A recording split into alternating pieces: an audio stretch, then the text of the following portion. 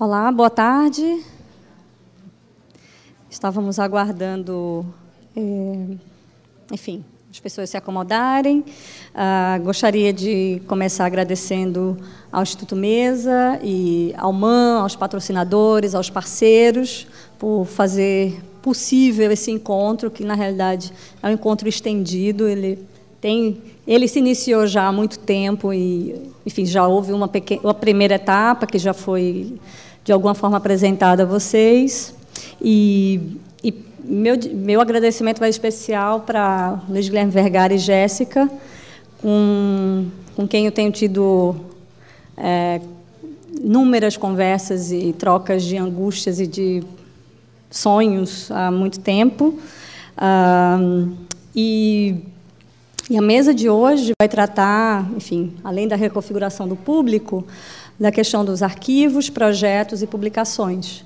Quer dizer, nós estamos aqui numa mesa que reúne pessoas que trabalham em instituições, e isso tem sido discutido desde o início, quer dizer, o real lugar das instituições em contextos diversos, mas no Brasil já foi amplamente discutido, inclusive a questão do público, do privado, enfim, é uma discussão longa.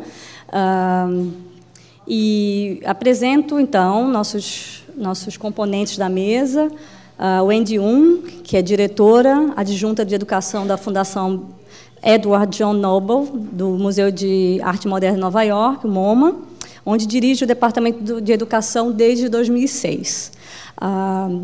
Wendy vai apresentar uma espécie de arqueologia do Departamento Educativo do MoMA, enfim, apresentar alguns de seus achados. O ano passado, quando eu a conheci, ela me falou algo que até hoje reverbera na minha cabeça, falando sobre a questão do educativo num museu como o MoMA, quer dizer, nos museus. Ela usou uma metáfora do donut, aquele doce, em que o que define o donut é justamente o espaço vazio do meio. E isso é o educativo no museu. Você não vê, assim, mas é justamente o que segura, o que sustenta essa estrutura. Então, para mim, foi extremamente marcante, porque, enfim, vou falar um pouco do meu processo. A Jéssica pediu para falar um pouco da minha atuação. Para mim foi fundamental, porque clareou bastante, assim, as minhas preocupações. Em seguida, nós teremos a Mara Pereira, que é mestranda em artes, na linha de História e Crítica de Arte, pela UERJ, especialista em História da Arte e Arquitetura no Brasil, pela PUC, e atualmente é coordenadora de ações e conteúdo do Núcleo Experimental de Educação e Arte daqui do MAN do Rio. A Mara vai falar sobre a configuração desse núcleo, e, com certeza, é uma ponte para a gente pensar, trazer essa discussão para o Brasil. Em seguida, a gente parte para a Jana Graham, que tem formação no campo da geografia, inicialmente, mas é curadora, organizadora e pesquisadora, e tem trabalhado em diversos projetos radicais de pedagogia, em que mescla educação popular, pesquisa crítica e artes. Atualmente, a Jana é curadora de projetos da Serpentine Gallery, exatamente isso que ela vai abordar, num projeto chamado Center for Possible Studies, Centro para Estudos Possíveis. Enfim, que é um projeto que se encontra não dentro do espaço da Serpentine Gallery, que fica dentro do Hyde Park, enfim, o principal parque de Londres, mas na vizinhança, enfim, no bairro de Edgware Road. Enfim, cada um terá 20 minutos e tentaremos manter isso para que o público possa, para que a gente possa, de fato, criar um diálogo com a mesa e com os demais participantes. Como a Jéssica me pediu para falar rapidamente, eu acho que é porque eu estive no encontro no MoMA em julho, né, e tive nesses encontros que a gente teve da manhã no grupo de estudo. Tem sido extremamente gratificante, porque, nesse momento, apesar de eu constar aqui como Fundação Joaquim Nabuco, eu estou encerrando um trabalho na Fundação. São 10 anos entre instituições, e para mim, é um momento de grande, como se diz, de realmente parar para pensar o que foi essa trajetória, que se mescla, obviamente, num campo, uma tentativa de criar um campo de arte contemporânea, discussão de arte contemporânea com outros agentes no Nordeste do Brasil. Então, nesses dias, no primeiro dia do encontro do grupo, que foi na terça-feira, meu grupo discutiu muito a questão da educação como um endereçamento, né? Inclusive, a Tânia Rivera, que nem está aqui, chegou a falar dessa metáfora da garrafa com a mensagem que é lançada no mar, né? Para quem a gente não sabe, e a gente discutiu muito a questão como se diz, desse endereçamento ser interessado ou desinteressado, não só da educação, mas da própria arte, né? Para quem se faz e para quem a gente está trabalhando, quem está numa instituição. Outra palavra muito marcante nesses dias tem sido a questão do diálogo, como a gente estabelece zonas de contato, zonas de trocas, horizontais ou quase horizontais, como se foi muito discutido hoje de manhã, a possibilidade de termos de fato horizontalidade num campo de disputa, que é o campo da arte, né, com estruturas de poder, hierarquias, com valores, mas sempre o Paulo Freire acaba nos trazendo um insight, né, para a gente pensar um pouco esse papel. E hoje a Bia Jabor trouxe duas frases extremamente, para mim, impactantes e que ressignificam ou dão significado ao que eu tenho feito como curadora de arte contemporânea, mas envolvida desde o princípio com tentativas de criar zonas de diálogo, bem-sucedidas ou não, mas eu adorei porque ela coloca a frase, né? A arte e a educação são sempre um processo inconcluso de interação. E a outra frase colocada de manhã foi: o mundo não é o mundo está sendo. Então, assim, essa questão do processo, da tentativa, pelo menos, é muitas vezes mais importante do que o resultado, né? Então, eu me questionava sempre, quando me chamaram para falar no MoMA, eu disse, nossa, meu trabalho na Fundação é um trabalho tão pequeno no sentido de valores, de metodologia, até mesmo de ambição. Então, por que eu? Enfim, por que eu estou fazendo aqui também? Tantas pessoas trabalham em instituições, mas talvez esse lugar híbrido, né, de curador, de alguém que tenta criar uma interlocução com quem está próximo, seja dentro da instituição ou meio, criar um lugar de conversa, é suficiente. E aí, quando estávamos conversando, eu me lembrei que na realidade, o mais importante era menos do que ter material pedagógico para mostrar, que eu não tenho, era muito mais o que se processou em mim e nas pessoas que passaram pelo processo. A gente tem aqui a Gleice, que está trabalhando com a Jéssica, passou pelo grupo. Quando eu comecei a trabalhar na Fundação como curadora, tive que instituir um núcleo de educação, mas completamente, novamente, despretensioso. Era um grupo de estudo, na realidade, a gente sentar para ler, discutir, pensar como mediar, eu e eles. A seleção não era feita por eles, era feita por mim, uma comissão, mas, a partir do momento que esses artistas eram muito jovens, não tinha bibliografia constituída, nada, nós trabalhávamos juntos para tentar abordar e criar uma estratégia de comunicação com o público, e tentar, de alguma forma, criar uma ponte com os professores. E a gente tinha, por exemplo, ações tão simples como o café, projeto café, que acontecia dentro da galeria, que a gente convidava alguém de outro campo de conhecimento para discutir com o público, tomar um café e falar sobre a exposição. Eram ações muito simples, mas eu acho que o mais importante, isso eu pontuei lá no MoMA, o que eu acredito é a sensação de empoderamento, né, de você, todos estudantes ou iniciantes como eu, a gente achar que temos, sim, o que contribuir, né, com as nossas dúvidas, nossos saberes. E isso é um legado, com certeza, do Paulo Freire, apesar da gente, na época, não lê-lo exatamente, não usá-lo, não parafraseá-lo, mas vivenciá-lo. Então, também entendi que me chamaram, que talvez ser do Recife, o Paulo Freire é do Recife, e como é, então, se lidar com arte contemporânea num lugar tão cheio de significados e de assimetrias como o Nordeste.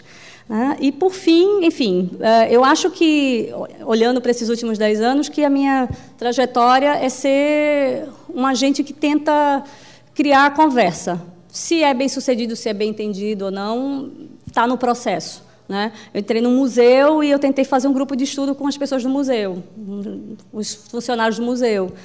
sei lá, às vezes eu olho para trás e acho que foi um pouco ingênuo, mas era o que eu podia fazer, tentar trazer todo mundo para conversar. O vigia, a produtora e tal. E criei um grupo de estudo para discutir o acervo do Mamã. Várias pessoas jovens, vários jovens pesquisadores de várias áreas. Enfim, na realidade, antes de parar para pensar nisso, eu achava que tudo tinha sido fracasso porque não tinha um resultado. Mas, na verdade, quando eu via que as ações estavam sendo continuadas por outras pessoas, que elas estavam, né, se reverberando, então eu vi que, então está aí, porque você lança semente. Né? Posso não estar do lado, mas fiz parte, a gente faz parte. E essas pessoas também cultivaram em mim várias das minhas inquietações e tal. Então, eu acho que é isso. Sem mais delongas, então, vamos começar com a Wendy, e teremos, em seguida, depois das falas, o debate. Obrigada.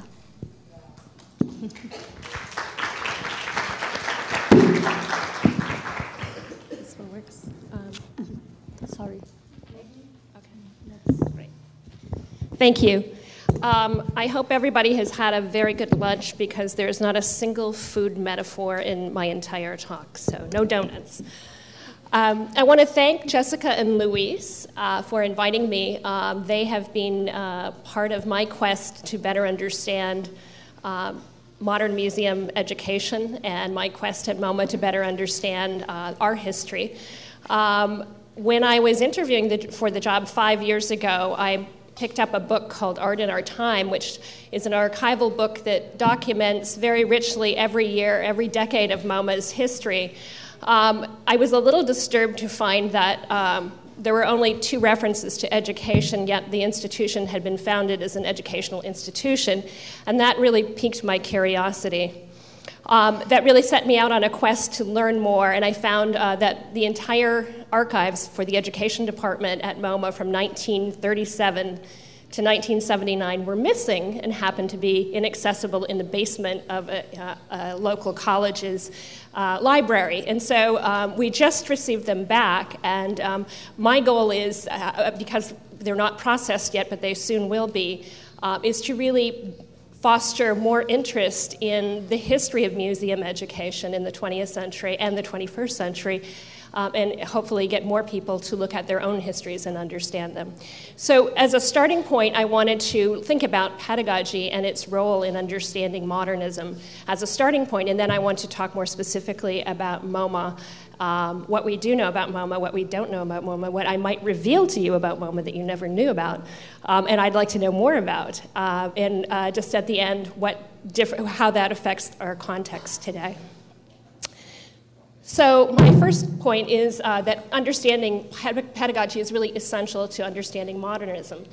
We tend to look at art without considering pedagogy in many respects. I just want to look at some of the multiple facets of understanding pedagogy. When you think about the Bauhaus, the curriculum was very central, and it also evolved over the different variations of the Bauhaus. It was about theory and interdisciplinarity as well as play. Teachers played an important facet or role as individuals, like Itten, who is quite a guru in himself, but also thinking about the community of faculty members that formed the pedagogical ethos. Barr said they formed a dazzling constellation of artist teachers such as no art school had ever known before. And that confluence of minds, of creative minds together, also is a very important part of pedagogy. You'll note here that there was only one teaching master who was a woman, Gunther Stolz, and that too is something to think about as well. I also like to think about what formed the education of those people who were teaching there. And Friedrich Froebel, who was both a crystallologist, if you would go into the history of that, very interested in geology and trained in geology, also invented kindergarten, and these are the Froebel gifts, as they're known, that became seminal in the education of a lot of the modern artists that were at the Bauhaus. On the left, you'll see Paul Klee's work, and on the right, you're right, you see work by kindergarten students. So thinking about how that early education was influential, that pedagogy was influential to the development of those artists who were teaching others. I also like to think about the social context of the students, both the individuals and their collective. Having been an art student myself, the confluence of people who are there with you, with the teachers at that time, really helps create another kind of community, another facet of pedagogy, because the learners are part of that community as well. And then also the physical context, how the physical aspects of the building and the evolution of buildings really shape your thinking and your work. Likewise, museums, how does that affect your pedagogy as well?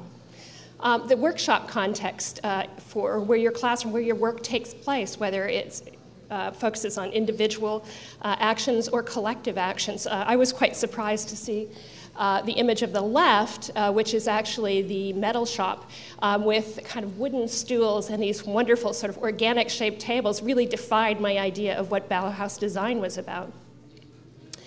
Also thinking about the evolving historical and political context for pedagogy as well.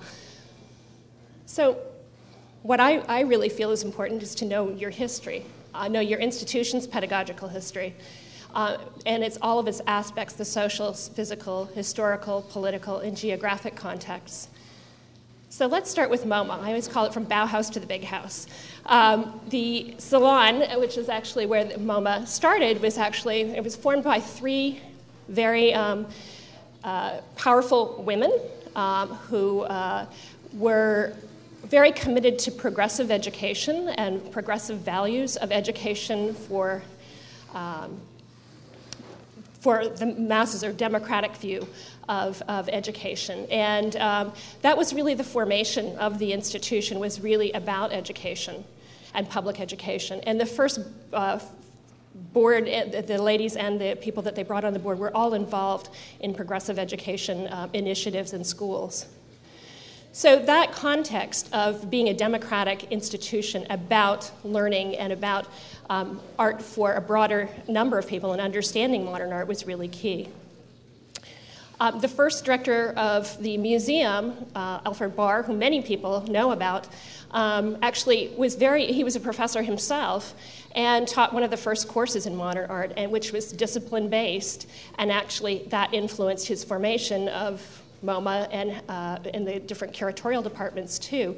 So painting and sculpture, drawings, architecture and design, all discipline-based. He actually was very influenced by the Bauhaus and said it was one of the best or most important incidents in his own education. But what I found really interesting was to go back to some of the original language, that when it was founded in 1929, Barr said it was a place dedicated to helping people understand and enjoy the visual arts of our time first. And the second thing was to provide New York with the greatest museum of modern art in the world, an aesthetic pedagogy as well. So what we're usually known for at MoMA is this story of kind of a linear story of the history of modern art in charts that Barr drew. But we don't often show this image, which is kind of fits with the primary purpose of the museum to help people enjoy, understand, and use the visual arts of our time, which was Barr's quote. There was a lot of activity that went on that very few people know about, that was really about helping people to learn and enjoy modern and contemporary art. The education department was formed in 1937, and there was a study that was done by a Dartmouth professor called Artemis Packard that had many interesting things in it. And he really saw this duality from the very beginning. He said that the museum was confronted with the need for two quite consciously different and deliberate kinds of enterprise: the search for what is best in art according to the highest standards of critical discrimination, which is sort of an aesthetic pedagogy, but also popular instruction in accordance with public needs. And these two objectives should both complement and reinforce each other, he thought. Barr was really known for sort of the pedagogical strategies behind exhibitions, so how one hangs an exhibition. And with collection exhibitions, he used very little didactic material. But what was interesting is to reveal that in his temporary exhibitions, he often experimented and did very didactic kinds of things with combining chairs, posters, walls, reproductions to tell different kinds of educational stories. This is his Cubism and Abstraction show of 1936. And he'd also kind of have almost very instructional connections that he would make visibly, which probably no one would do at MoMA today. But it's interesting to know that these kinds of instructional type things were very important to him. There are also exhibitions that took place. He wrote a lot of very popular catalogs about how to look at modern art. There were exhibitions that were dedicated and traveled to places like not shopping malls, but department stores. So there was this other kind of trajectory of popular education that was very much a part of this. This is actually a label that he developed asking people questions about modern art. And these are sort of stories that we don't often know about. This one was actually discovered by my colleague in architecture and design, Juliet Kinchin. This was a display done in architecture and design, and it's about showing the difference between overstuffed chairs, and it actually uses humor in a label and display, which I found very interesting. It actually talks about this overstuffed chair devouring little children, pencils, small change, fountain pens, bracelets, clip earrings, scissors and hairpins as kind of a joke, but to draw people's attention to good design. But this is really what MoMA became better known for at the end of Barr's career, which was exhibition strategies that used very little didactic material, and the work was meant to silently speak to the viewer. But when I found that there was another story that hasn't been told yet, and in addition to Barr, there was something quite different going on and quite separate, yet supported by Barr in an interesting way and by the trustees. This is Victor D'Amico. He was the director of education from 1937 to 1969. And he was a very influential art educator, and his interest was in art as a human necessity. He believed in art making as a way of developing your own creativity. And this is a picture of him at the end of his career. And very little was known about him, but he was actually very influential. He taught at Fieldston, a school in New York, and was actually taught many artists, including Diane Arbus, and also the chief curator of painting and sculpture, William Rubin, was a student of his, and the chief curator of architecture, Arthur Drexler, were students of his and spoke at his memorial. He was, at the beginning, he was hired to create the Young People's Gallery, which was both a study center and a place of making. But what he became better known for over the years was creating the People's Art Center, which came out of something that was called the War Veterans Art Center, and that was in the 1940s, part of the institution's larger effort to support veterans and the war effort, where some of the early techniques of art therapy were developed that are still used today. The school at MoMA was not just for adults, but it was for children 3 and up, and he used to interview the children. And there were somewhat upward of 800 students, adults coming per week, and 500 children coming per week. So it was a very elaborate program with a lot of real estate within the museum itself.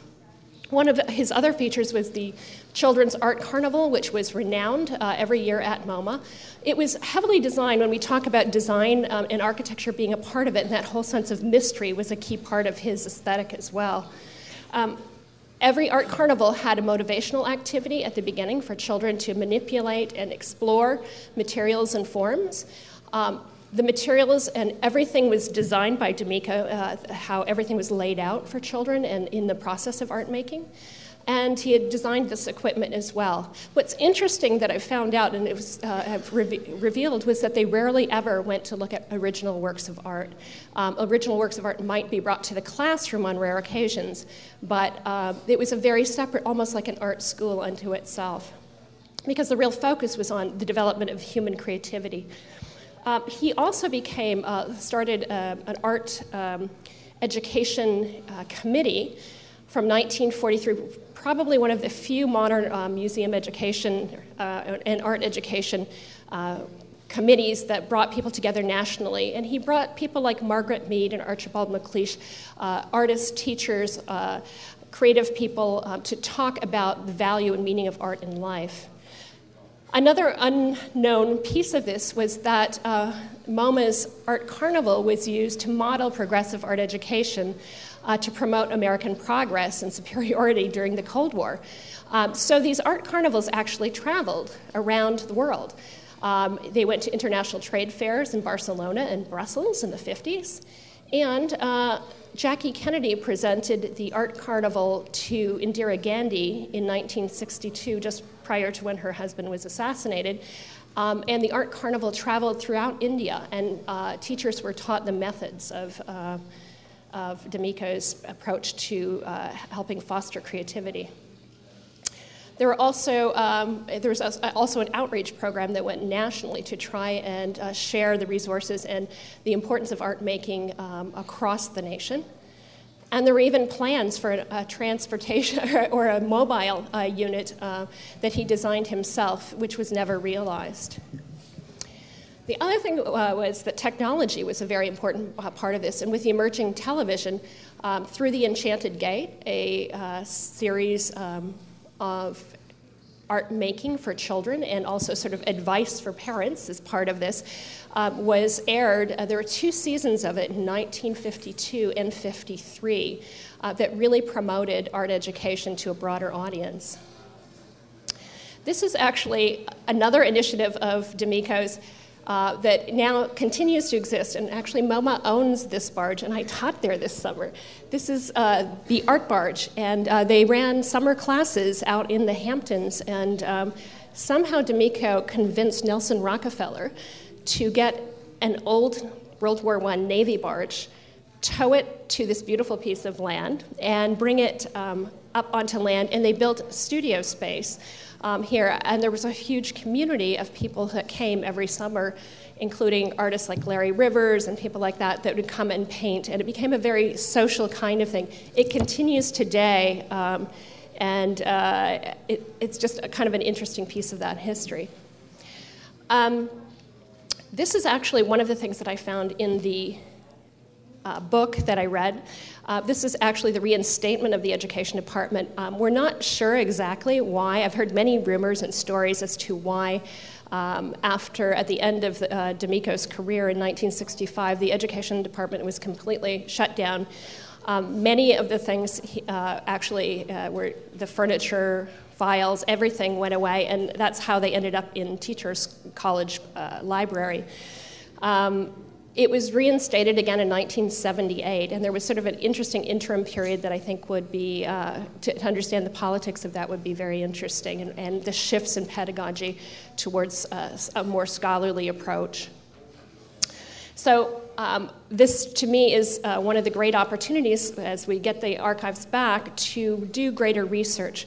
And I think not that we want to recreate anything that took place in the past, but to really understand that history and how that evolved, I think is very important.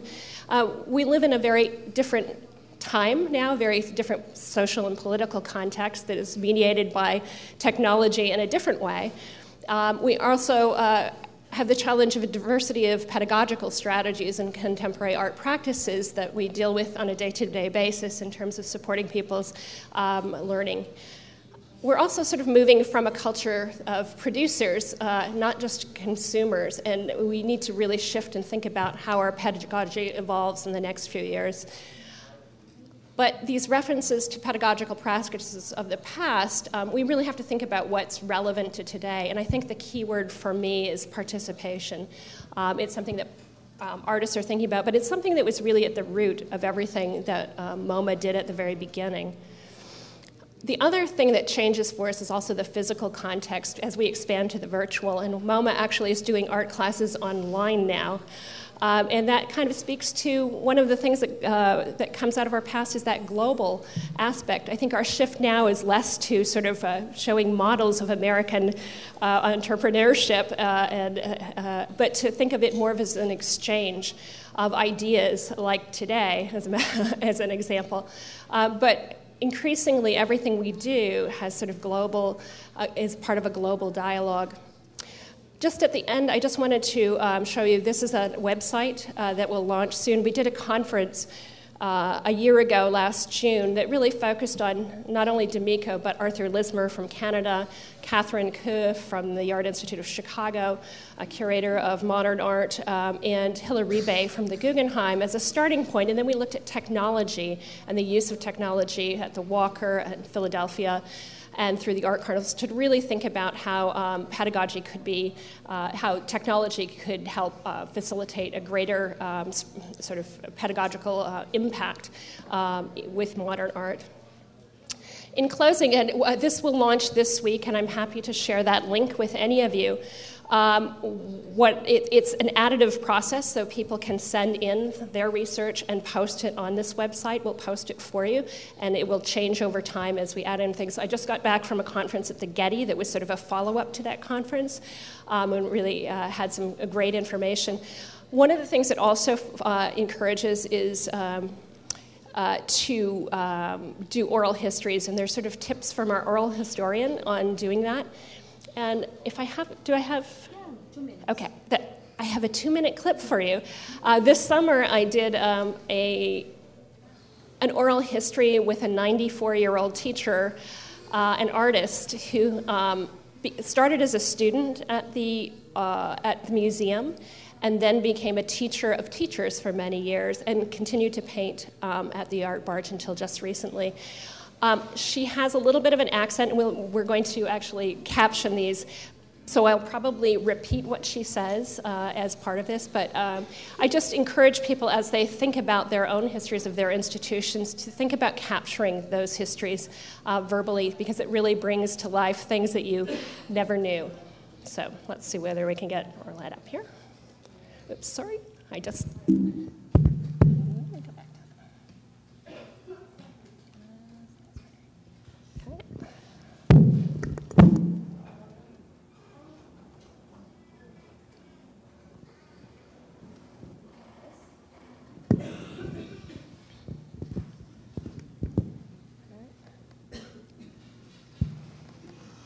Like it is going to be different. So I attended the class, and every Wednesday night we would walk at the entrance, which was on the left of the regular entrance to the modern. And Saul Lewitt, the artist, was at the desk, and he was, of course, as an artist, he was sketching, and he lifted up his head, you know, when people came up to acknowledge, you know, that they were students. And I went up, and it was a revelation. Victor would present the class, introduce the class with a word or a sentence or a little speech, sometimes a poem. And we were supposed to paint. And I said, paint? Why? Because I was used to see, to look. This didn't have much to do with looking. It has something to do with hearing and deciding what you were going to say. So it was a revelation. And from there on, after I stopped teaching, I painted full time, and I think that the artwork was really my greatest joy in life. That's it. That's the clip that I'm going to show you. It goes on much longer, but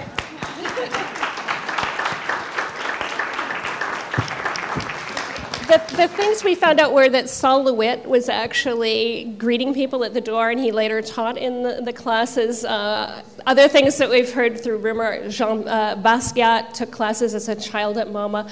So understanding the pedagogy of what went on in those classes, it's someone like Arlette who can tell us. She talked about the senses as being important, bringing vials of different kind of liquids and sensorial kinds of things as the start of classes, or a poem or a word, things that we don't know now, but capturing this, we have a better sense of things. And so sorry for the technical difficulties, but anyway, the website will be up soon. We'll make sure that everybody gets a link to it. And if you have research or questions you're interested in, please, there's instructions on how to send them to us and share that. Thank you. Thank you, Andy.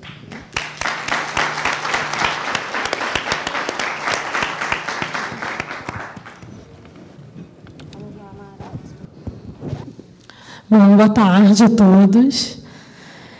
Quer dizer que é um prazer poder falar do núcleo, né, do nosso projeto,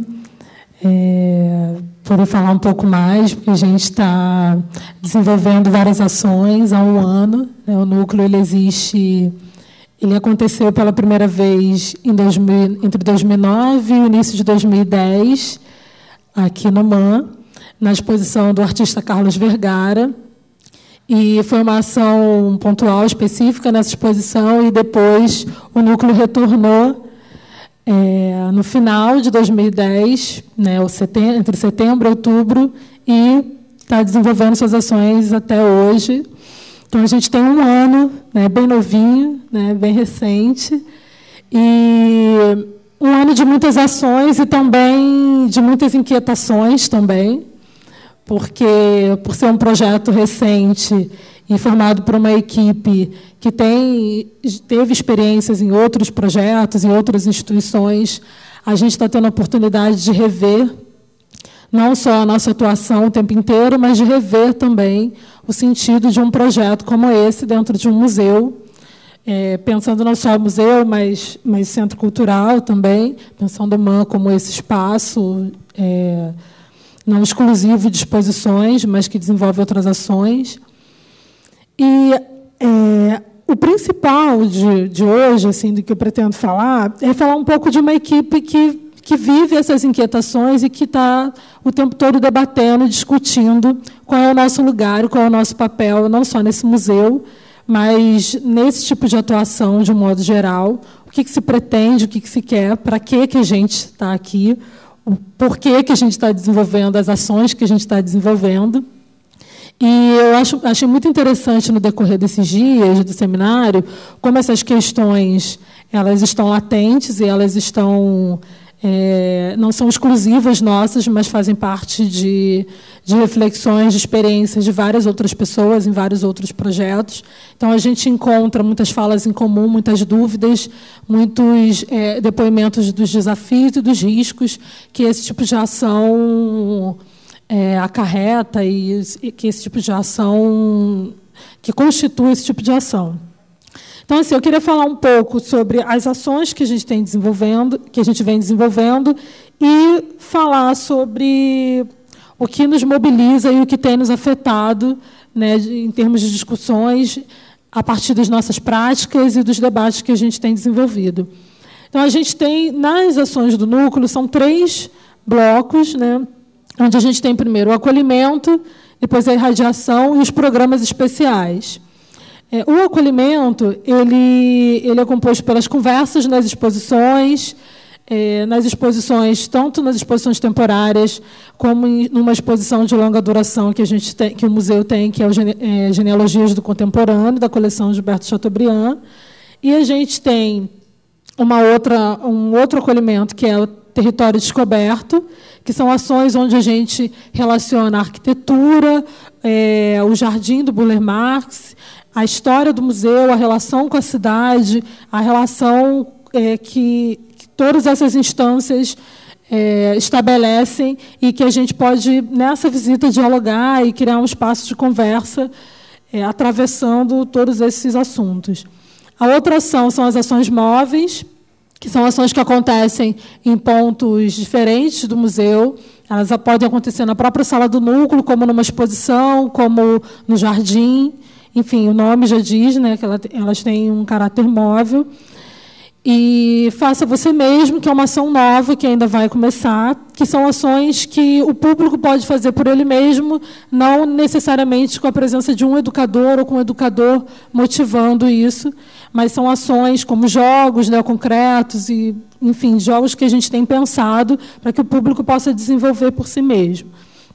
O Programa em Família, que são ações que acontecem aos domingos, todo domingo, e vem reunindo sempre um grupo de famílias que voltam ao museu com frequência, famílias novas, mas sempre no sentido de criar esse espaço de compartilhamento, de troca entre os membros dessa família e com outras famílias, pensando o museu como um lugar, não só nesse programa, mas como nas outras ações também, o museu como lugar de possibilidade de lazer e de, ao mesmo tempo, um lugar de criação e de produção de conhecimento, enfim. E a outra ação são os encontros multissensoriais, que acontecem sempre no último sábado de cada mês.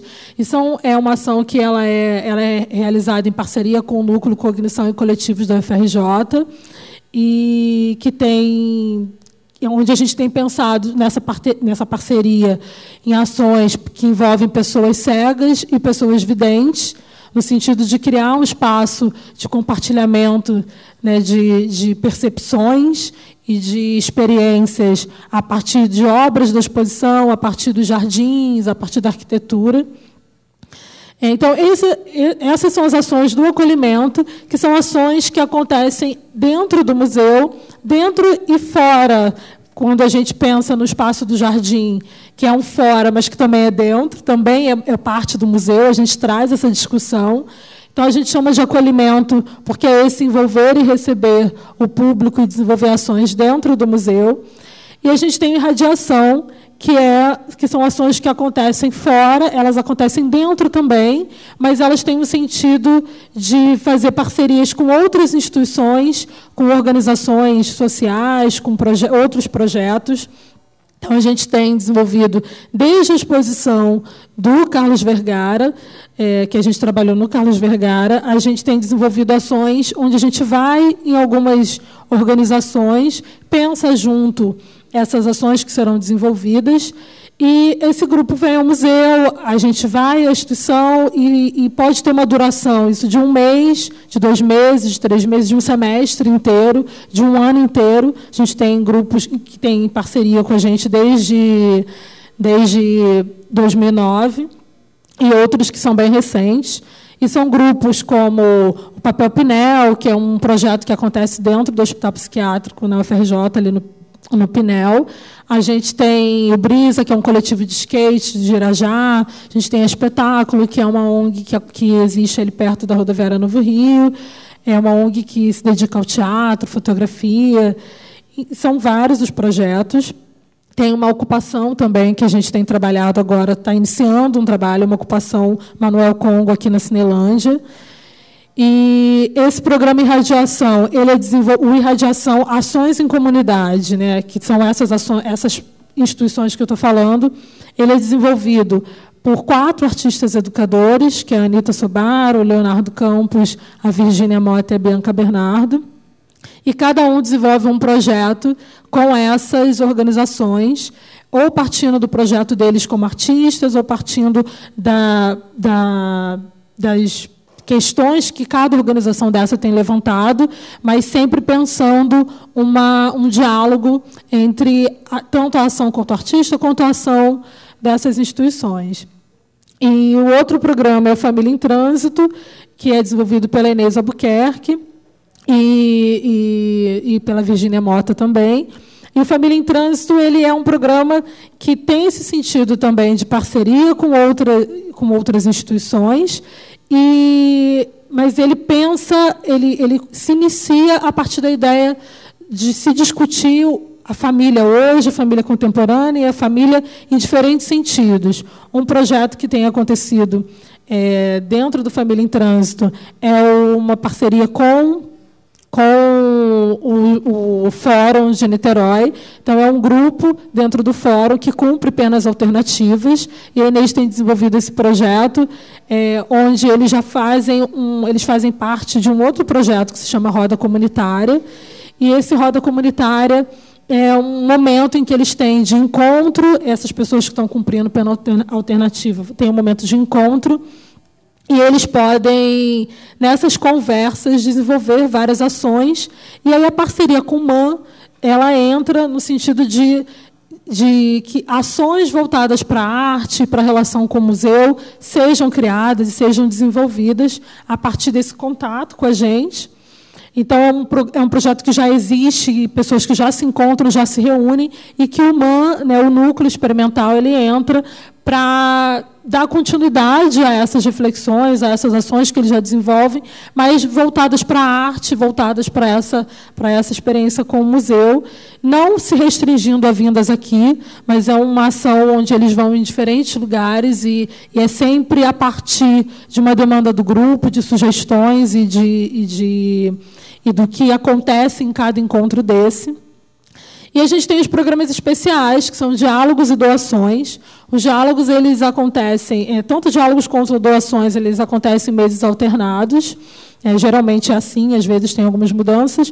E os diálogos, eles são encontros onde a gente promove debates, discussões sobre os assuntos relacionados à arte, ao museu, à curadoria, a práticas educativas, desde uma fala de um artista, um curador, até a fala das próprias pessoas da equipe que estão desenvolvendo essas ações. Então, são vários convidados em momentos diferentes, onde a gente vai percebendo e vai identificando nas nossas ações e nas relações que a gente estabelece com o público, com artistas, curadores e com outras instâncias do museu, a gente vai identificando questões interessantes a serem debatidas. E doações são, geralmente, a doação de um artista. Doação, ele doa uma ação mesmo, e é uma das ações onde a gente já desenvolveu com artistas que estavam expondo e artistas que, de alguma forma, estão envolvidos na nossa discussão. A gente fez um recentemente com o Guilherme Vaz, que é um artista que participou do desenvolvimento da unidade experimental, que era um projeto que acontecia no MAN nos anos 70, e era um momento de encontro de artistas e de troca de experiências e de um fazer junto. Então, o Guilherme Vaz, ele participou com a gente teve José Bechara, que estava expondo numa determinada época, no início do ano, e o último Doações a gente fez com a própria equipe do núcleo, fazendo uma homenagem ao Ivan Serpa. Então, a gente tem pensado em ações que elas acontecem a partir de questões atuais e também revisitando a memória do museu, a história do museu, o que já aconteceu no museu, como Domingos da Criação, Unidade Experimental, e artistas que fizeram parte da história, fazem parte da história do museu. Então, é um pensar o hoje e revisitar também esses arquivos, essa memória do museu.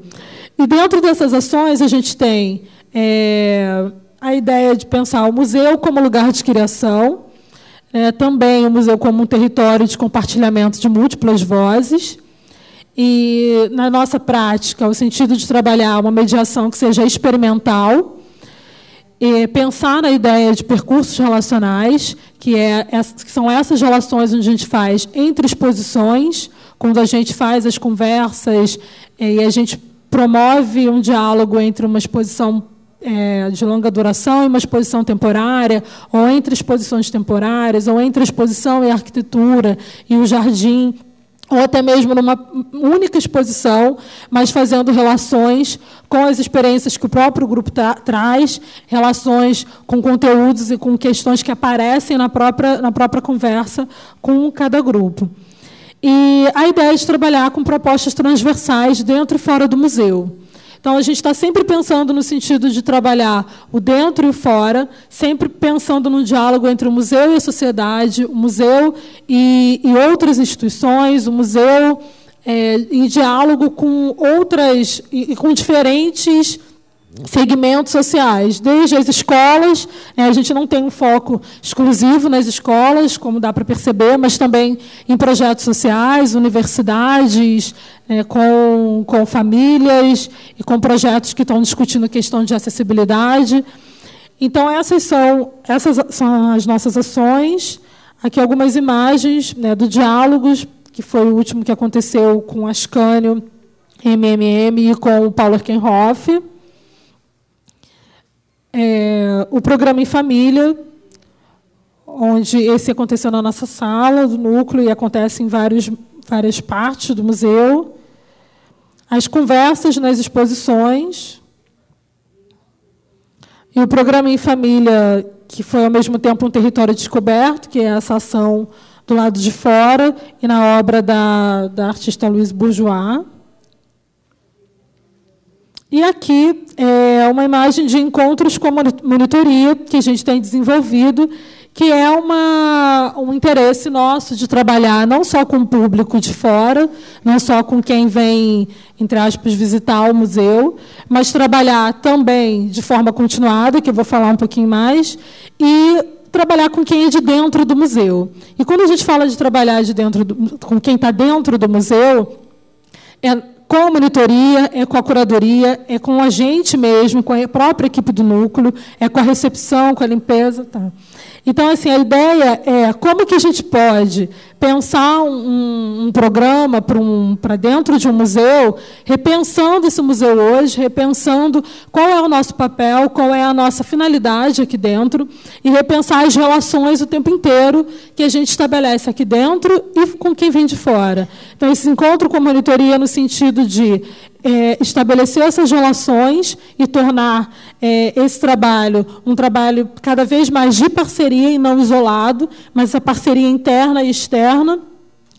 E aqui uma imagem do Irradiação, Ações em Comunidade, onde foi um trabalho desenvolvido com Brisa, que é esse coletivo de skate do Irajá, desenvolvido pela Anitta, onde a gente promove esses encontros e ações com grupos de forma continuada, fora e dentro do museu. Uma questão que tem, várias questões que tem que tem permeado os nossos debates, é como que a gente pode fazer uma diferença hoje, em termos de, quando a gente pensa num programa educativo de museu, e não ser apenas um programa educativo de museu, como se configura na maioria dos programas, como que a gente pode se diferenciar, não no sentido de querer ser uma vanguarda dos programas educativos ou de querer ser o completamente inovador, pensando que hoje isso é um desafio, e acho que nem é exatamente isso que a gente quer, mas como que a gente pode fugir de algumas fórmulas, que são fórmulas já repetitivas, e como que a gente pode pensar numa pedagogia, pensar numa prática artística, já que a gente está misturando e está discutindo isso de forma híbrida nas nossas ações, que é esse artista que também é educador, um pesquisador educador, como que esses termos eles também se misturam, se confundem, né? O artista que também está pesquisando, o pesquisador que também cria e que também tem um processo de criação, na nossa pesquisa, mesmo não sendo profissionalmente um artista, como que a gente lida com várias contradições do nosso próprio papel. Quando a gente discute uma pedagogia, a gente tem a ideia de trabalhar com uma pedagogia crítica, uma pedagogia que vai gerar processos de autonomia, processos de entendimento do sujeito nas suas experiências e no seu estar no mundo, no seu campo existencial e também social. A gente está o tempo todo discutindo o nosso papel, não só como que a gente pode pensar a mediação, mas discutindo hierarquias, discutindo quem é esse educador que recebe esse público e que não deseja ser um detentor de conhecimento, mas que deseja estimular e desenvolver um processo experimental. Então, assim, o que é ser experimental dentro de um museu de arte moderna? O que é ser criar um campo de crítica, de debate e de experiências poéticas também, mas que não caia numa redundância e que não caia simplesmente uma reprodução de fórmulas e uma reprodução do que está sendo desenvolvido em outros lugares, né? De uma forma em série, e criar e pensar esse museu como um lugar de produção de conhecimento, como um lugar de crítica e de debate, como um lugar de crítica sobre o próprio museu, sobre a própria instituição museu e sobre a relação que essa instituição estabelece com a sociedade. Então, são questões que a gente vem debatendo com muita frequência e pensando no nosso interesse numa pedagogia crítica, numa pedagogia libertária, mas o que é ser crítico e o que é gerar autonomia, o que é trabalhar discutindo, rediscutindo as hierarquias, porque você tem, querendo ou não, um educador que vai receber um grupo de 40 pessoas, e aí você tem, querendo ou não, um conteúdo a ser trabalhado com esse grupo. Então, como que você quebra essas estruturas que estão estabelecidas e repetidas? Como é que você quebra, de fato, na prática? Porque a gente está sempre discutindo a questão, está sempre discutindo a questão da o tempo, né? O tempo é uma questão. A gente está sempre discutindo como que a gente pode fazer um trabalho continuado e não trabalhos pontuais, né? Como que a gente recebe um grupo de uma visita de 2 horas, mas como que a gente pode atuar em diferentes direções, recebendo um grupo e desenvolvendo uma ação que é pontual, porque ela tem a sua potência enquanto acontecimento, naquele momento, mas como também desenvolver um processo de educação continuada, que é onde, de fato, você vai atingir um indivíduo, que é onde, de fato, você vai ter a possibilidade de troca, porque é, de fato, quando você vai ter a relação e a proximidade com o indivíduo, e não uma relação superficial. Bom, eu acho que é isso. Teria muitas questões ainda, mas o tempo. Então, é isso.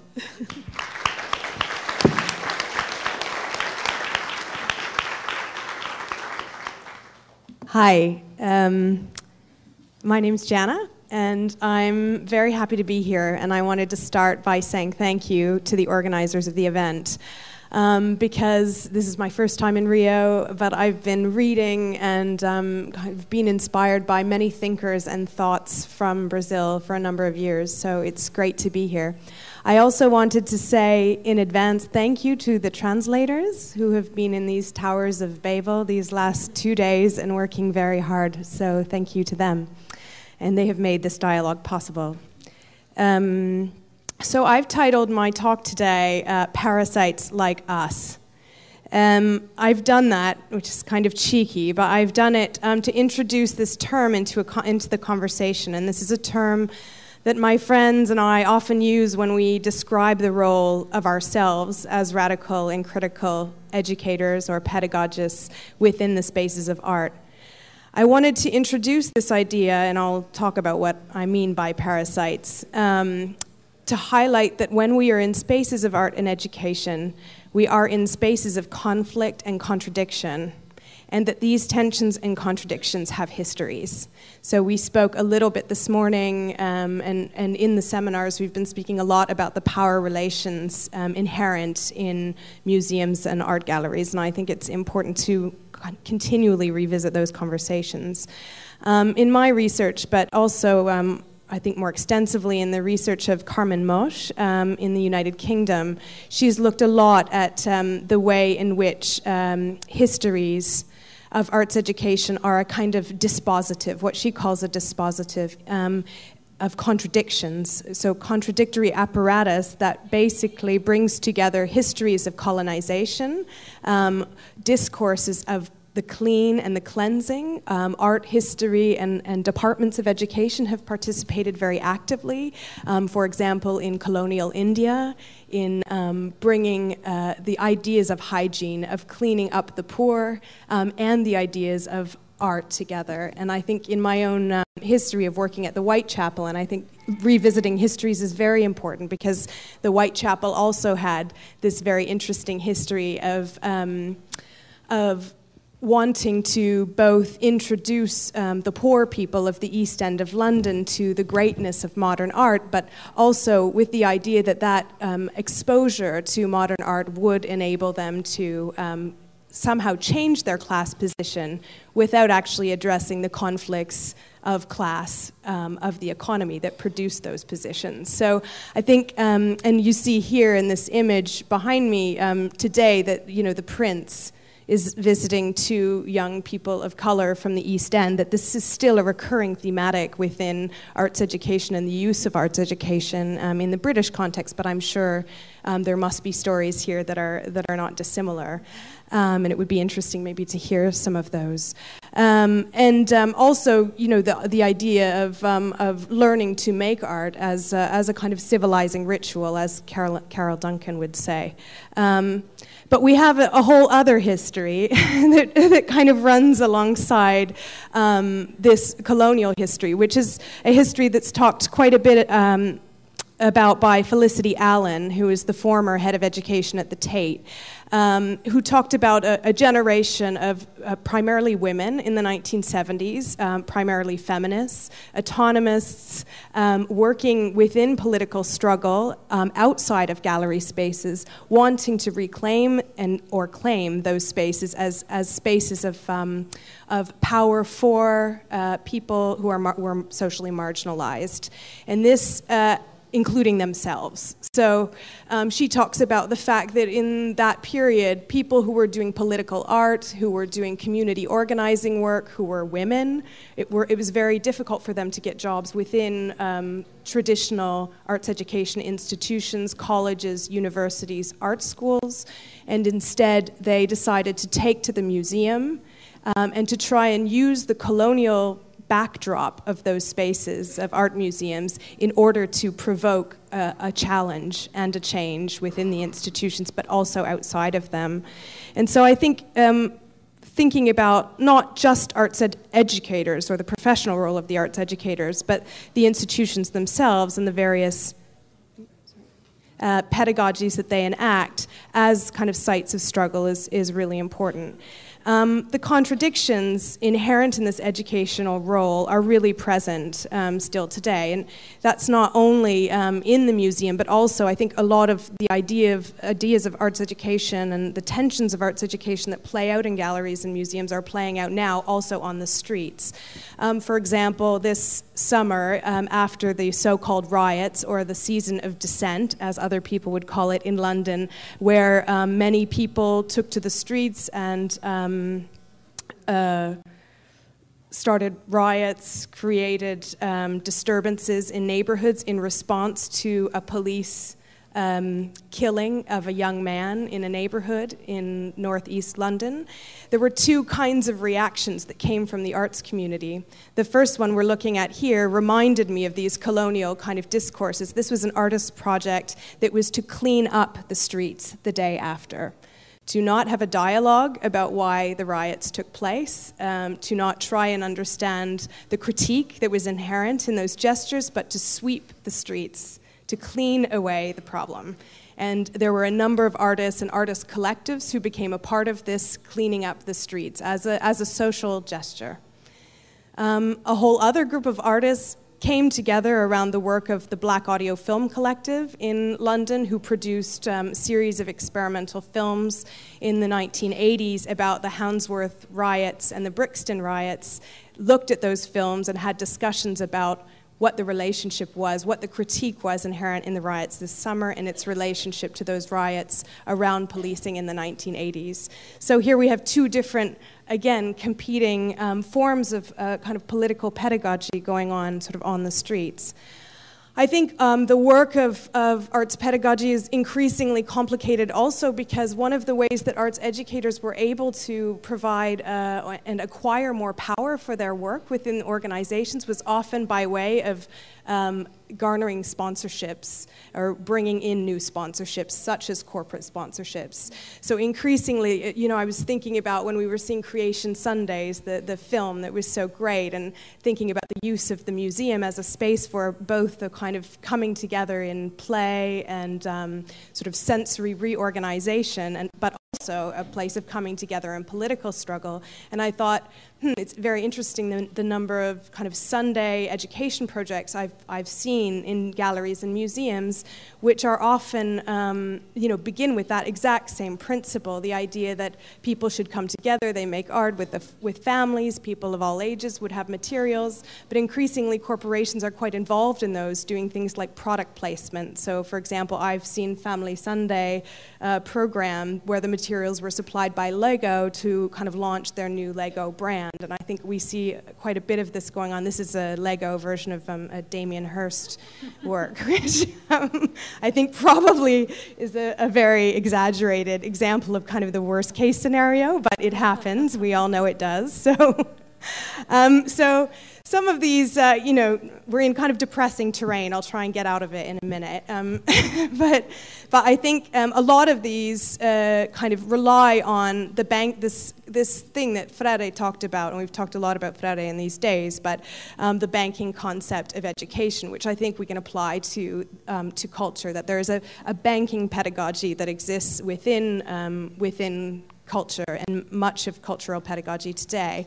And this idea is of course, the unidirectional kind of transaction, the deposit of knowledge from culture, and this is like represented here with a very big C. It's very separated. It's in its own environment. It's more important than everything else.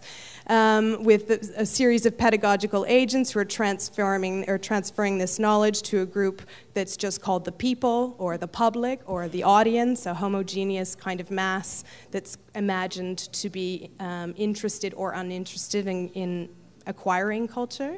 But behind that, and I think we can update this banking concept that Freire came up with to today, where banking isn't just, of course, about deposits. It's also about a series of invisible or less visible transactions that are taking place on the back of the deposit. And this is what is happening in a lot of cases within arts education now, and particularly in Britain. So in the backdrop, you have arts education supporting processes of policing, reforming young people. You have arts education involved with developers being kind of hired by real estate developers when they want to come into a neighborhood and they want people to be in a better mood about what's about to happen, about the removal of poor people. They engage them in all kinds of exercises, of memorial exercises about the neighborhood that often sidetrack conversations that would be otherwise critical. We also have cleaning up, these kind of cleanup campaigns, this discourse of hygiene coming up again and again. We also have what some people would call corporate image laundering. The image I showed you of BP at the Tate, it's called Beyond Petroleum. That was a quite advanced program that British Petroleum was engaging in during the oil spill in the Gulf of Mexico. They were doing quite a lot of work at the Tate and around arts education and making sure that that was the side of BP that was being seen during the oil spill. So I think, these are the kind of more hidden interactions perhaps that are going on in the background. And then of course you have, the other things that are more about authorial regimes, the sort of the ego of the artist and of the author, and the sort of commercial transactions that are going on the back of that. So you have all of this in the background, and we often don't talk about them because we're talking about the power of art. Oh, those are the men in the background, sorry. Because all of these things are happening, and we don't want to talk about them because we want to talk about the power of art. And of course, we have experiences as pedagogists within these incredibly complex and difficult contexts that are where we see something inspiring happen nonetheless. But this transfer that's taking place, this transaction that's taking place, is really about the pedagogy of institutions, that there's a public pedagogy and a hidden curriculum of those institutions that as any critical educator is going to need to interact with to some extent in order to try and produce something that isn't the banking concept of education. And I think when we talk about dialogue, we've talked this morning quite a lot about dialogue, we need to think about dialogue not only as talking and not only as a form, but Freire's precise analysis or proposition around dialogue is that dialogue is not taking place if action cannot take place. If the dialogue cannot result in some kind of action, some intervention, some impact, it's not dialogue. So I think this is something really important to keep in mind, because I think within this, the project that Mick was showing us yesterday, dialogue and discursivity becomes a kind of form or a formalism, and we have to keep it constantly alive by asking these critical questions of where it's being positioned and how that dialogue is going to enact some kind of change. And of course, those changes can be very small, but that they exist is critical. So this parasitic operation, now I'm going to move out of the depressing part, I would talk about in relation to a number of examples of people trying to work within this incredibly complex terrain. Of course, it's possible just to say, why bother, and move to the country where there actually is no space that actually isn't under these same operations, but we always have these fictions that there's some kind of completely autonomous outside. But within the parasitic kind of operation is the idea that people who are no longer the public, you'll notice they become kind of more separate and they become groups of interests, come together and they think about how they want to use the cultural sector or the spaces of culture as a resource. And I think this kind of question of use is very important. The parasitic aspect is not only that they are taking things, but that they are operating within and without. When you talk to a lot of the critical educators who inhabited the museums in the 1970s, they don't talk about themselves as people who are inside of institutions. It's very interesting. They have almost a spatial kind of complexity, which is that they feel that they inhabit the inside and the outside at the same time. And that also what enables them to maintain critical positions, or enables us to maintain critical positions, is that there are other sites of impact that we're thinking about all of the time. So the consequences of the work is not only registering within the organization, but the consequences register with other constituencies. There are accountabilities to those constituencies, and there are implications and consequences that take place in those sites. So, as an example, I would look at the work of No One Is Illegal or the hybrid workspace at Documenta 10. Oh my God, no way. And as a space where one of the biggest campaigns against borders in Europe and increasingly around the world was created in Documenta. Also the way that AIDS activists during the 1980s used museums, and I was able to conduct interviews with many people who were involved in that movement, who talked about the spaces of culture being some of the only spaces in which they could organize the struggle around or against AIDS in relation to the AIDS crisis. I also wanted to revisit some moments from my own work, my own past. This is an image from the Art Gallery of Ontario in the late 90s, where as a young person I was asked to come to the museum and develop a youth program. But because at the time I was an activist and had no background in anything to do with museums or very little to do with art, I ended up working with other young people in the city, young activists, and we used the gallery as a space in which to launch campaigns around the policing of young people that was taking place. There were many arrests happening of young people on the street, laws being passed about young people not being able to hang out in groups of more than 5. And we used the gallery as a space in which to organize ourselves. And later, we also used the collection as a way to teach people about what was happening in the city. So we, for example, requested that Martha Rosler's piece, which looks at the stereotyping of drunks in urban areas, we asked that that be put on the walls, and it was. And so we were able to use our own kind of requests to the gallery as a way in which to do public education around the issues, but also to take things to court, because we ended up as legal sort of agents working on behalf of the students who had been arrested. So we took different works from the collection and the history of those works by Keith Haring and Basquiat into the courtroom to educate the judges about what students, what the history of kind of street art and street culture was for young people. So I was going to speak about also the Center for Possible Studies, and I'll do this very quickly. What you're looking at on the screen right now is the Serpentine Gallery on your right, and then the Edgware Road on the left. And this is, I guess, my current parasitic fixation is to work in the context of a neighborhood and run an international artist residency program that's based on research, conducting possible studies with people in a very complicated neighborhood in London. I was going to speak about some of the complications within the gallery and what enables such a project to take place off-site, but also about the complications within the neighborhood itself, which is undergoing the kinds of transformations that will seem very familiar to many people. There's a corporate headquarters that's been built, a kind of dream scenario for corporations. These are corporations. There's a smaller area that includes some of the one of the biggest concentrations of social housing for migrants and refugees in all of London. There's a small refugee rights organization that has a caseload of 3,000 undocumented people.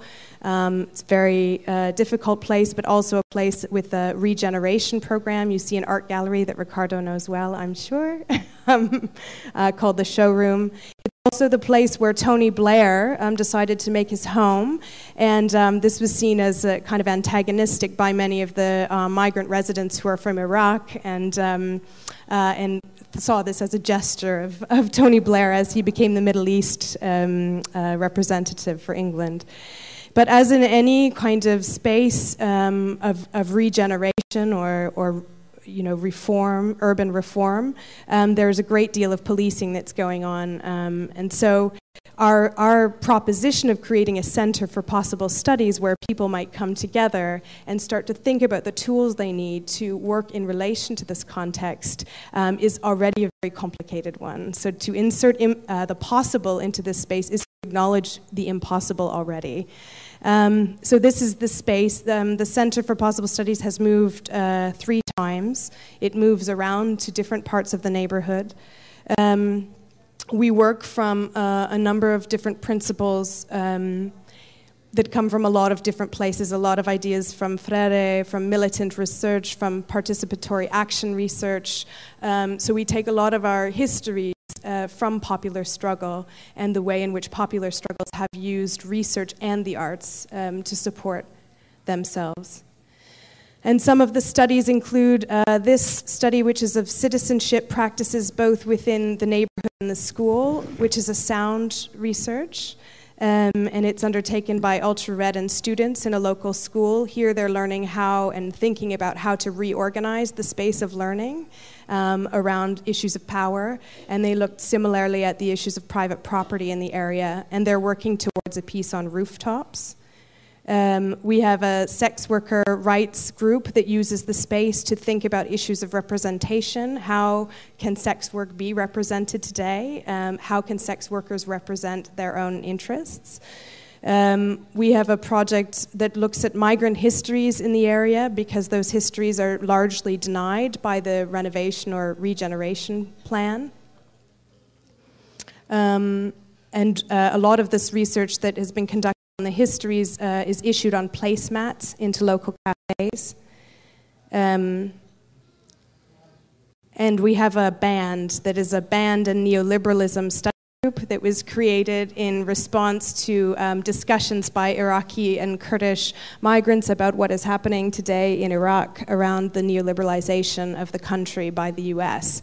And as a way to have those conversations, we started a 1970s band using David Harvey's analysis that neoliberalism begins in the 1970s.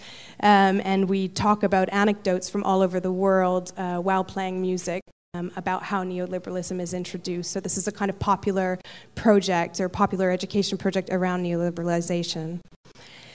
So there are many projects. I think the most important thing to say in conclusion is just that there's an active now, after 2 or 3 years of doing this, and most of the projects last 2 to 3 years and even more, is that to have an active kind of process of questioning. And we run a monthly seminar called the People's Research Seminar for everyone involved in the project to come together and talk about the tensions inherent in this work. So this question, when are we the parasites and when are we the hosts? That the role of the parasite is a symbiotic relationship, that often you're being encapsulated, often you're becoming the one in power, the host, who is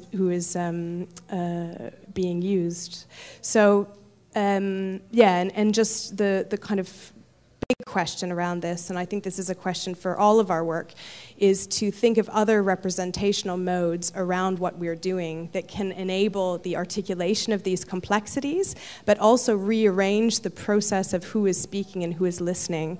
For example, we've started to make decisions that the artists will not represent the projects without the participants, and that these the research collaborations must be represented also collaboratively, that we co-write and co-present the nature of the projects. And so these are just some thoughts on the parasitic role, but I'd be quite interested in having a broader conversation. Yeah.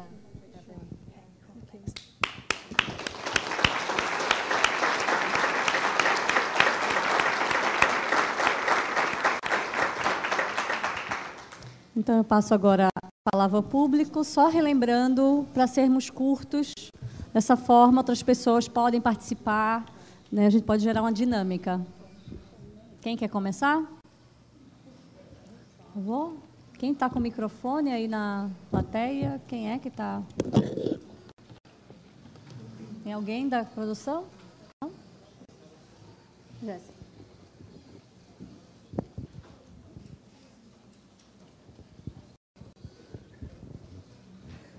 Boa tarde.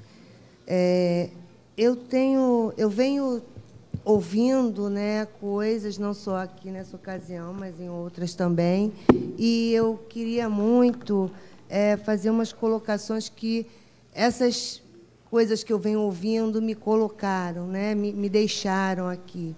Não estou querendo criar assim uma polêmica, nem discussões acirradas, mas acho que é uma coisa para se começar a pensar. Uma vez que aqui eu ouvi tanto sobre Freire, né? Ontem nós tivemos o Danilo falando sobre a pedagogia da coisa, né? Ele, uma pessoa que é dentro da educação. Houve um tempo que a palavra criatividade ela era usada para tudo, para qualquer coisa. Ai, que maçã criativa, que pera criativa, que sapato criativo, né? Que terra criativa. Eu estou achando que educação está virando uma palavra também muito comum. Tudo e todos são educação, né? Cadê o respeito à educação em si, né? Aos profissionais que se dedicam à educação em si. Então, quando eu escuto o artista educador, qual é a formação desse artista para ele se intitular educador, né? Aonde ele estudou Freire, aonde ele se baseou para ser um educador. Quando eu escuto também aquela coisa do você não é o dono do conhecimento, né? Não, ninguém é o dono do conhecimento, mesmo você tendo um diploma de educador realmente, tá? A gente tem sim que ter um domínio sobre um conhecimento, mas a gente adquire a abertura de se ouvir outras formas e maneiras de se passar esse conhecimento, inclusive vindo dos nossos alunos ou do nosso público. Tá? educação continuada, quando se fala, eu fico pensando, como assim educação continuada? É o mesmo grupo que vai sempre? Porque eu entendo educação continuada quando alguém vai e desenvolve por algum tempo, não por 2 horas ou 3, algum tipo de knowledge, né? Uma outra coisa que eu fico assim muito nervosa quando eu escuto é: será que realmente... Vamos fechando, por favor. Desculpa, é só porque a gente tem pouco tempo. Será que o museu realmente necessita de se associar a ONGs, né? Será que o museu não tem a sua própria força para criar os seus projetos, né? E não deixar que o artista utilize, né, essa ONG para fazer suas ideias funcionarem? Por último, eu pergunto, né, when are we the ONG parasites? When are we the ONG hosts? Traduza para as pessoas que não estão com... Quando é que as ONGs são parasitas e quando é que as ONGs são as hospedeiras, né, as recebedoras? Quem quer?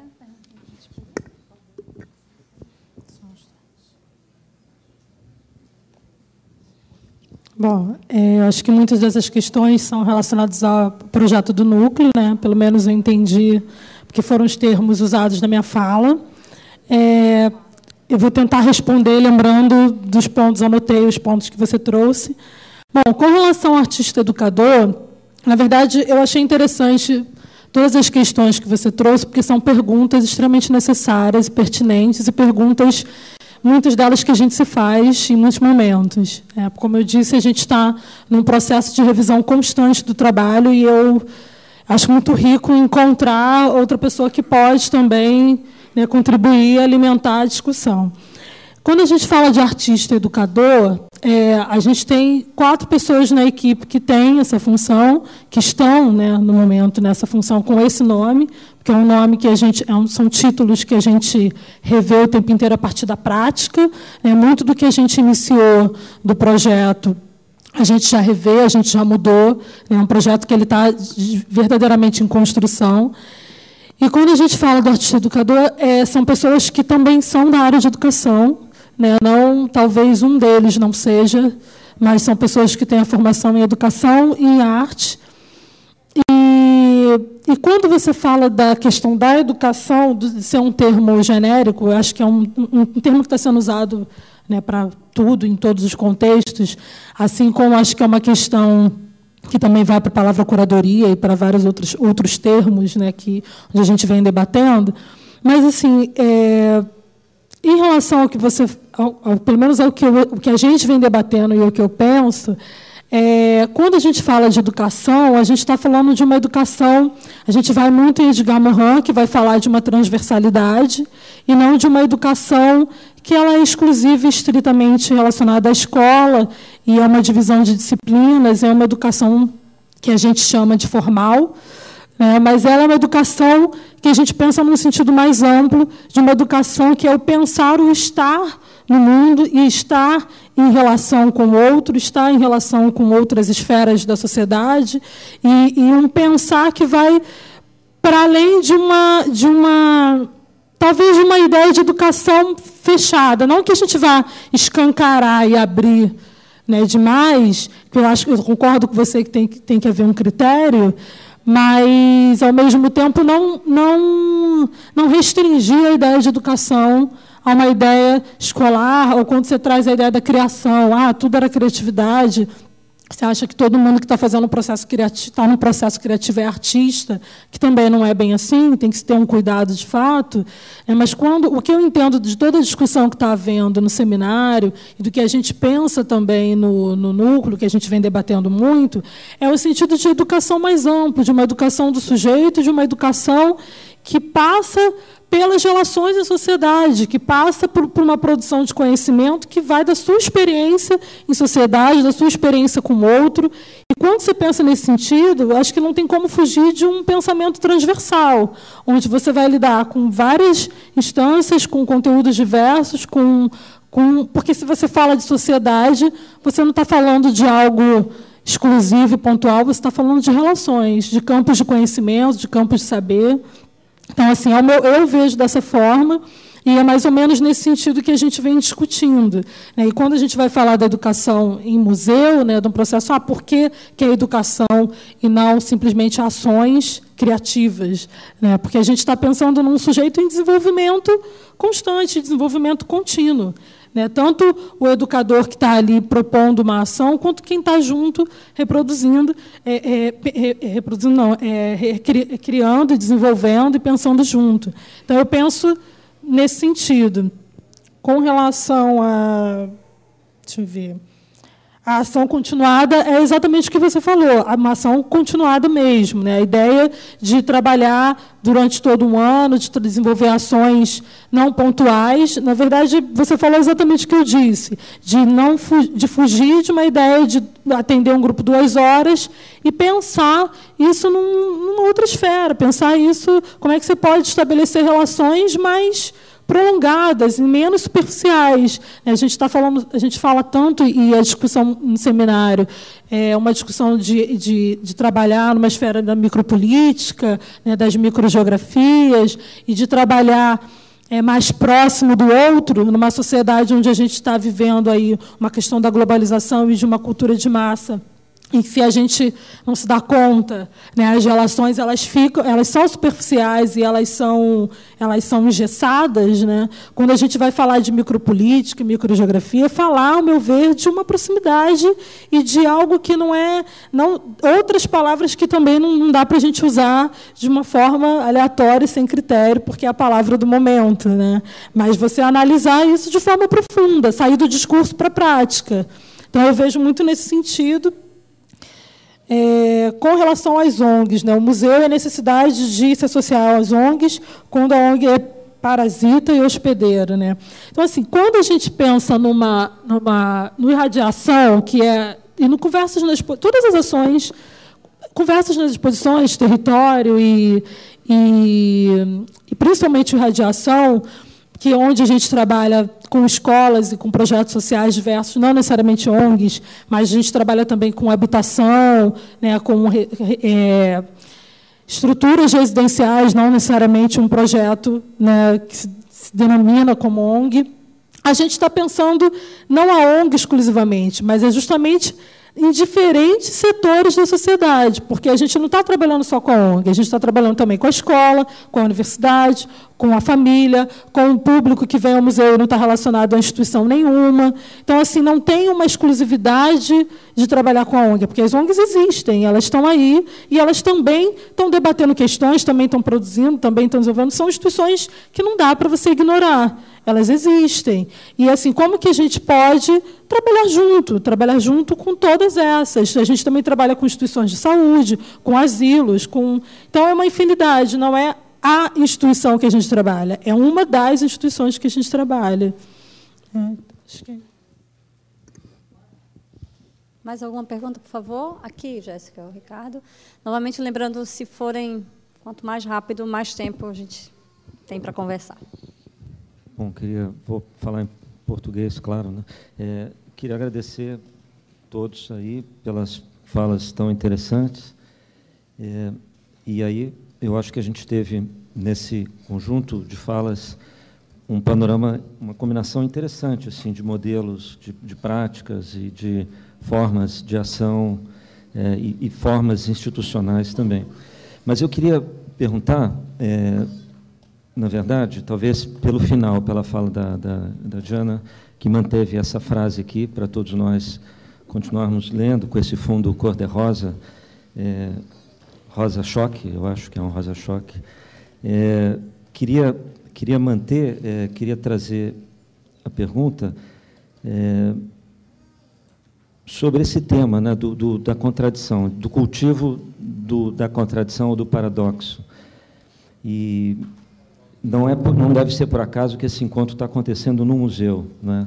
E que se fala de educação, mas a partir de um espaço de produção ou de discussão de arte. Eu queria tentar trazer mais esse nó, né? Esse ponto de tensão, porque a gente sabe que a arte também não é o lugar em que se pode tudo, é um lugar hoje também muito controlado, muito dominado por muitos interesses econômicos, interesses corporativos. O circuito de arte hoje é um lugar, né, sobretudo circuito globalizado, hiperinstitucionalizado, com muitas camadas, né, com um limiar de um profissionalismo muito forte. Hoje se fala do artista conceitual como modelo do empresário neoliberal, enfim, coisas assim que são bastante também complicadas. Mas eu queria trazer como pergunta por que é tão interessante manter, usar o campo da arte com todas as ferramentas que a gente conhece do campo da arte contemporânea, para cultivar essa contradição, essa tensão, ou esses paradoxos, ou essas regiões de liminaridade, né, em que parece que, a partir delas, a gente pode pensar numa transformação. Por que será que o campo da arte permite isso de maneira tão interessante?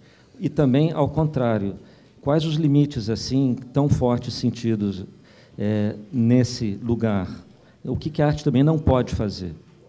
Né? Porque a arte não pode tudo. A arte também não é o horizonte da liberdade que a gente queira conquistar. Existem outras ferramentas no mundo de luta, tanto a política quanto, enfim, outras áreas de produção de conhecimento, antropologia, filosofia, sei lá, sociologia. Então, eu queria enfatizar mais por que esse lugar da produção da arte, o que pode, o que não pode aí.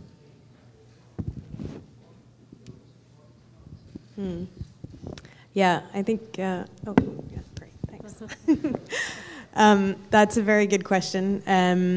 And also relates, I think, to the question about NGOs, which maybe I'll try and respond to both at the same time, because I want to be clear that the work that I'm talking about is not in alliance with NGOs, because for the most part, the NGOs who are working in that neighborhood are very complicit with the agenda of removal, whether it's removal of migrants or removal of poor people from an urban neighborhood. So, and this sort of speaks to the question of art to some extent, because in that neighborhood, the kind of spaces that you can go to try and develop a different kind of conversation, another model of invention of social practice, it's very difficult to find, actually. So on one level, the arts produce a kind of a space, potentially, a potential space, a place of invention, and a set of resources for producing those.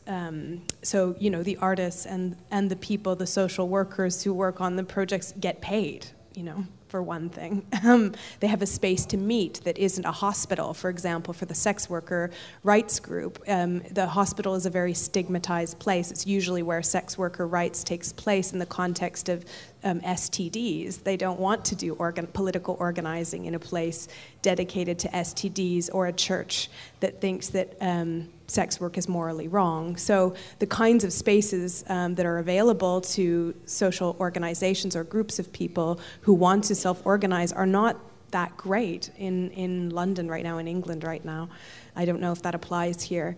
I think there's also something about the fact that it's not only about art. And I think you're absolutely right, but I wouldn't say the work that we're doing is about only art. It's about conjunction. It's about enabling sociology, philosophy, sex work, and art to actually coexist in a space. And I think in London and many other places, you see a massive kind of stratification and striation of these different kinds of disciplinary fields, which of course within social movement have to come together. You have to enable creativity. You have to enable an analysis. You have to enable transversality. All of those things need to happen in the histories of social movements that we can look to. That is what happens. You know, it's those kinds of transversalities that catalyze something. But again, you know, the university has its sociology department. The neighborhood has its department that's responsible for health. The education space is for education. Everything, the art space is for art. Everything is quite segregated. And so I think it isn't necessarily art that provides that space. In this case, it is. It could be an NGO, and if it was, or maybe not an NGO, but it could be some other type of organization, and then the artists would need to be there. So I'm not claiming any kind of special status necessarily for the arts, just that it needs to be part of those conjunctions. Yeah, that'd be my answer, I think. But thanks for the question, it's a good one.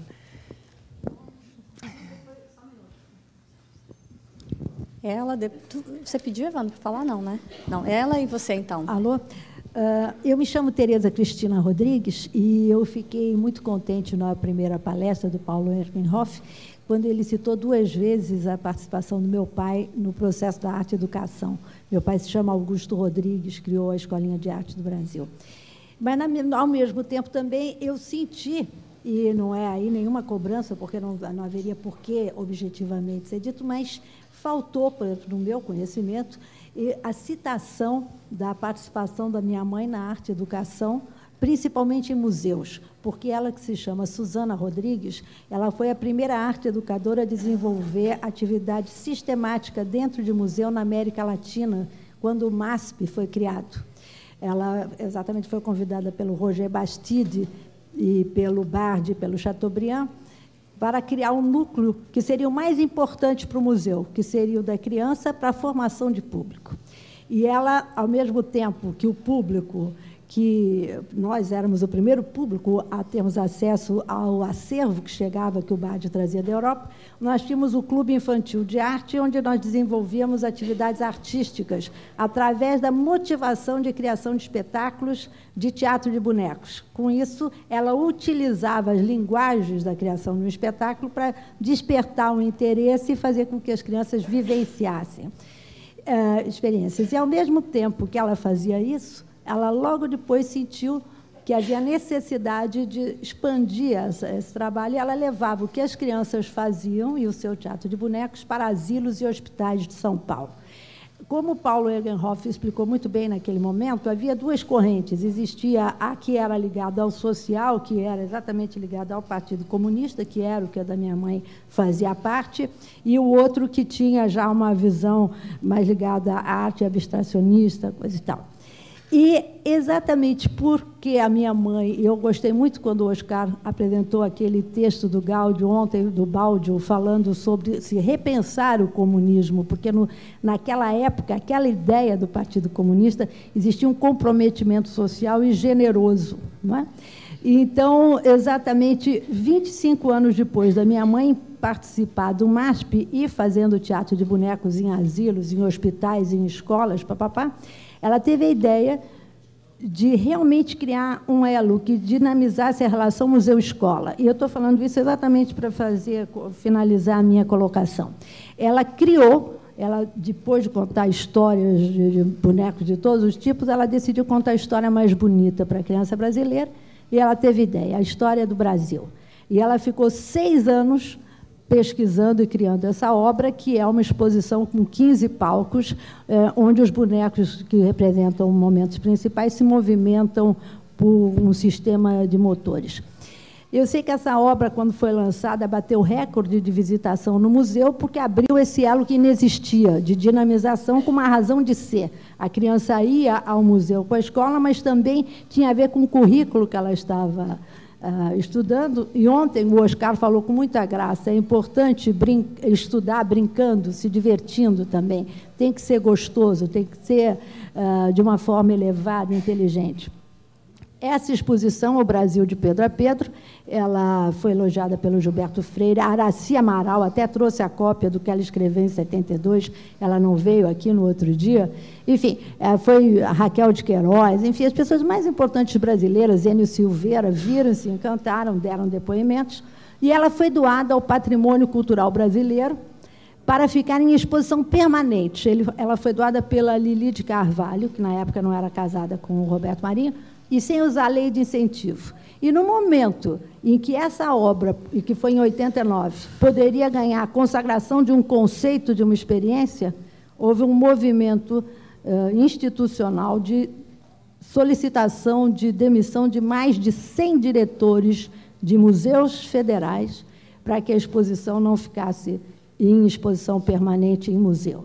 E, desde então, ela está absolutamente esquecida no IFAM. As 2 vezes que ela foi mostrada foi por iniciativas minhas, diretamente, como eu hoje aqui estou numa atitude política também, de, num momento como esse, passar essa informação a vocês.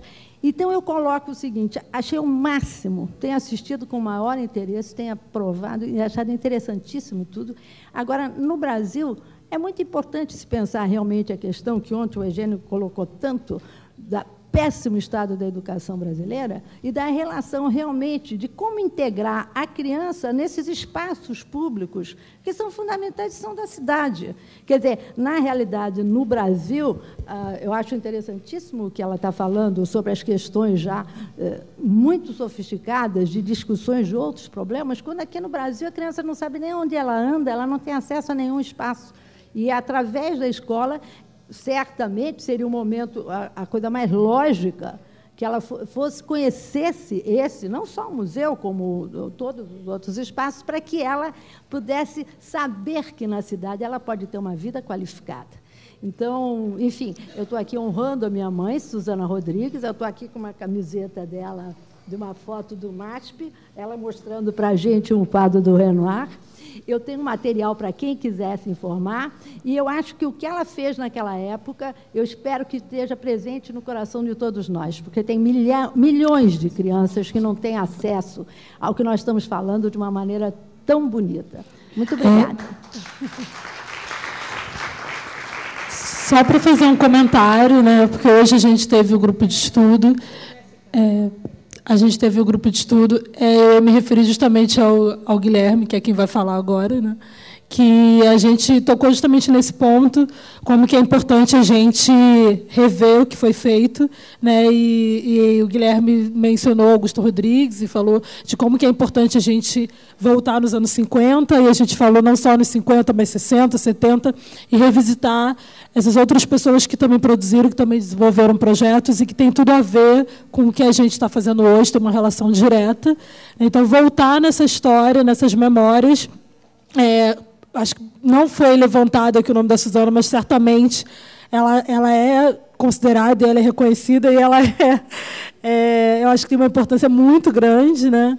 Então, acho que é isso, só para deixar claro que a gente tem outros momentos de conversas também, que essas questões aparecem, né?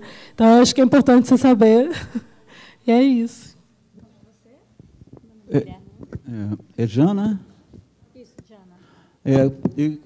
Passou rápido, eu não entendi direito, as ações mitigadoras, né, para diminuir o impacto de uma intervenção, para tirar a remoção de pessoas e tal, se o governo da Inglaterra, até dos Estados Unidos, se eles trabalham com arte educadores para fazer isso de uma maneira mais ampla, tipo assim, vamos invadir a Líbia, vamos invadir o Iraque, vamos mandar arte educadores primeiro para convencer de que, né, que vai ser boa a intervenção, a invasão, né, o bombardeio da OTAN, e depois está tudo bem, viva o Obama, viva o Tony Blair, ou fica restrito a núcleos da Inglaterra e dos Estados Unidos? Como é que...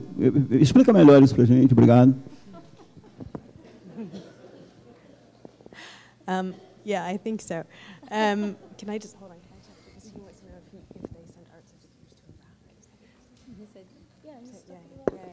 Yeah, I mean, I think the role of cultural diplomacy, the role of cultural diplomacy is you can look at histories of arts education, and I think Wendy was sharing some of those, that in fact arts education is used as a tool within these kinds of larger diplomatic, so-called, or aggressive, invasive gestures.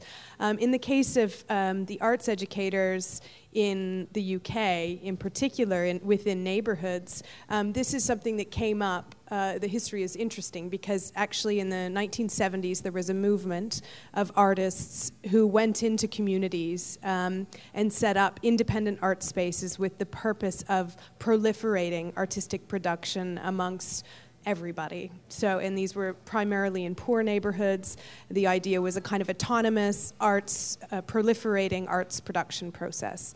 I found a document in the British Library where the mayor of London in about 1979 was saying, this is great. I really love these practices because they would be very useful in these neighborhoods that we're trying to transform by virtue of changing the demographics. So it was a very explicit move, actually, to make use of those artists as people who could work as part of the development process, the real estate development process in neighborhoods. And you know, there was language around how these kinds of processes would distract people. So this is, and I think this comes back also to the question of the education of the artist educator, because art schools do not prepare artists for those kinds of situations in the UK right now. There are a few places where they address social issues, but one of the things that has happened in British education is there's a streamlining of sort of professional learning. So there are sort of young people right now, young artists, who had to decide when they were 14 what they would major in, decided to major in the arts, and have never taken a class in another subject area since then, since they were 15. So their only background for confronting the social issues that they're being thrown into, because their jobs, if you're a recent graduate of an art school and a developer says, why don't you come do an art project in this neighborhood, of course you'll say yes, you get to make work. But there has been no training in how to contend with those kinds of, how art and the social come together, what the history of those conjunctions have been. And I think this is quite crucial, this kind of how we think about a kind of other educational proposition that enables people to understand how to interface with that in a critical way. Yeah, but thanks for the question. It seems unbelievable and very conspiratorial, but it's the case. Bem, então, infelizmente, me resta encerrar. Temos, enfim, pouco tempo para a próxima mesa. Então, gostaria de agradecer novamente a participação de vocês, de toda a plateia. Espero encontrá-los na próxima mesa, que é daqui a meia hora, no máximo. Muito obrigada.